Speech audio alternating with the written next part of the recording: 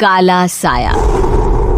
यूं तो बनारस घाट अपनी खूबसूरती के लिए बहुत प्रचलित है, पर घाट के किनारे कई राज लिए बैठे हैं। ये कहानी शुरू होती है बनारस के घाट के पास बने ममता निवास से, जहाँ प्रिया लाल जोड़े में ममता के घर उसकी बहू बनकर आती है।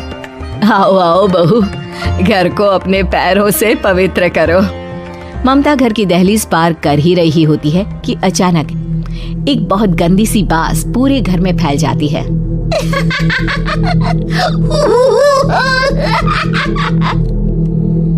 ये बदबू और ये आवाजें, ये कौन हंस रहा है माँ?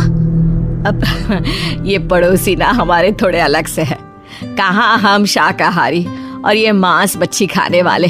छोड़, तू ध्यान मत दे और गृह प्रवेश कर। और हाँ बहू, अपनी सास की एक बात हमेशा याद रखना, इन पड़ोसियों से तो कभी बात नहीं करेगी। अच्छे लोग नहीं है ये। अपनी सास की ये बात मानेगी ना बेटा? हाँ माँ, जो आपकी मर्जी, मैं उनसे बात नहीं करूंगी। अगले दिन प्रिया अपनी पहली रसोई बनाने रसोई घर में जाती है।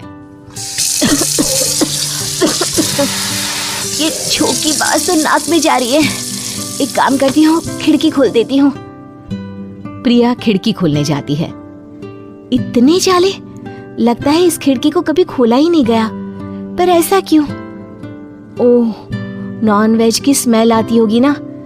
2 मिनट के लिए खोल लेती हूँ, फिर बंद कर दूंगी। प्रिया खिड़की खोलती है। खिड़की खोलते ही उसकी नजर सामने वाले घर की खिड़की पर पड़ती है, जहाँ एक लड़की खड़ी होती है, हाथों में मेहंदी, लाल रंग की साड़ी, बिल्कुल सजी धजी, मानो प्रिया की तरह ही वो भी नई नवेली बहू हो। वो प्रिया को देखकर मुस्कुराती है। हे भगवान, माँ ने तो इनसे बात करने को मना किया था। प्रिया फौरन ही खिड़की बंद कर देती है और तवे पर चढ़े रोटी की ओर देखने लगती है, पर वहाँ रोटी न होकर मछली पड़ी होती है। ये क्या? पहली ही रसोई में इतनी बड़ी गलती। हे भगवान, अब मैं क्या करूं? प्रिया बहुत डर जाती है और फौरन रसोई की सफाई करने और फिर सभी के लिए खाना बनाने लग जाती है। जब वो सबको खाना परोसती है, सब तो ठीक है, मैं बेकार में चिंता कर रही थी। हे भगवान, ऐसे ही बस अपनी कृपा बनाए रखना। रात के वक्त जब सब सो रहे होते हैं, तब प्रिया को पायल की आवाज सुनाई देती है, जिससे उसकी आंख खुल जाती है। ये पायल की आवाज कहाँ से आ रही है? प्रिया उठकर उस आवाज के पीछे छत की सीढ़ियों तक जाती है। तभी उसे बच्चे के रोने की आवाज आती है। प्रिया छत पर जाती है तो क्या देखती है? वही लाल साड़ी वाली लड़की अपनी गोद में एक नवजात बच्चे को घुमा घुमा कर सुला रही है। तभी प्रिया की नजर उसके पेट पर पड़ती है। ओह गॉड, ये तो प्रेग्नेंट भी है। सुनिए, बच्चा सो नहीं रहा है क्या? मैं कुछ मदद करूं? नहीं नहीं, आपके घर वालों को अच्छा नहीं लगेगा, मैं संभाल लूंगी। स्नेहा की गोद से बच्चा हाथ मारकर प्रिया की गोद में आने को छटपटाने लगता है। दोनों घर अगल बगल में बने होने के कारण प्रिया उस बच्चे को गोद में ले लेती है। प्रिया के पास आते ही वो सो जाता है। बच्चे का वो स्पर्श रात भर प्रिया भूल नहीं पाती और अगली सुबह वो छत पर कपड़े सुखा रही होती है। तभी उसे एक औरत इशारा करके बुलाती है। स्नेहा कह रही थी बाबू तुम्हारी गोद में आते ही सो गया। मैं गौरी, स्नेहा की माँ हूँ। बहू, घर आना, बाबू को खिला भी लेना। शाम को जब घर पर कोई नहीं रहता, बच्चे से मिलने के लिए प्रिया छिपकर अपनी पड़ोसन के घर चली जाती है और कुछ देर बच्चे को खिलाकर वापस लौट आती है। इसके कुछ दिन बाद ही प्रिया को पता चलता है कि वो माँ बनने वाली है। ममता की खुशी का ठिकाना नहीं रहता।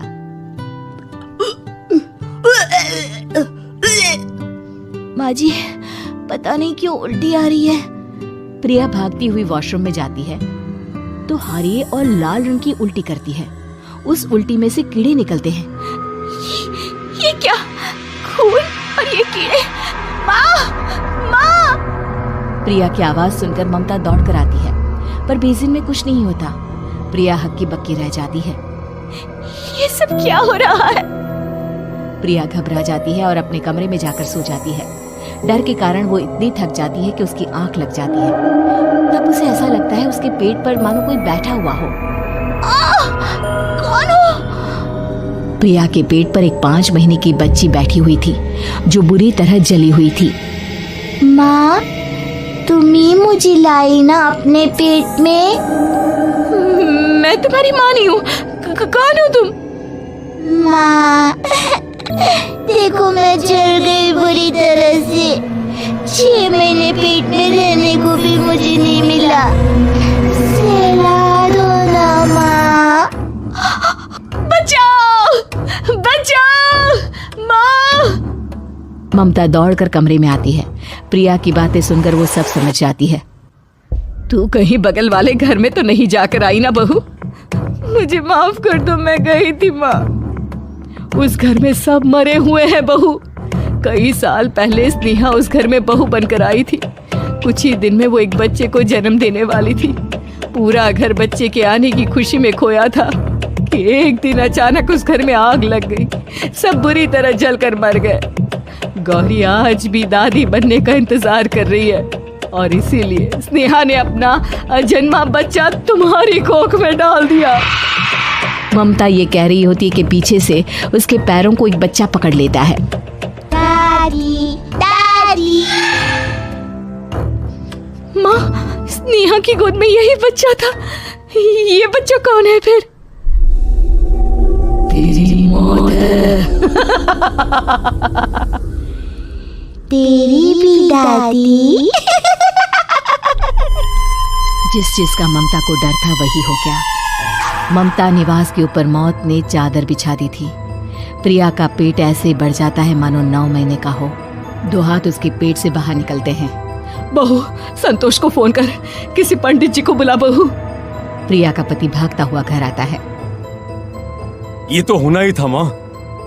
तेरा पाप तेरे सामने आ गया तो तू सह नहीं पा रही है। स्नेहा घर में आग लगी नहीं थी, माँ ने लगाई थी प्रॉपर्टी की लालच में। और वो बच्चा मेरी पहली पत्नी का बच्चा है, मेरा बेटा, जो कि उस आग की चपेट का शिकार हो गया था।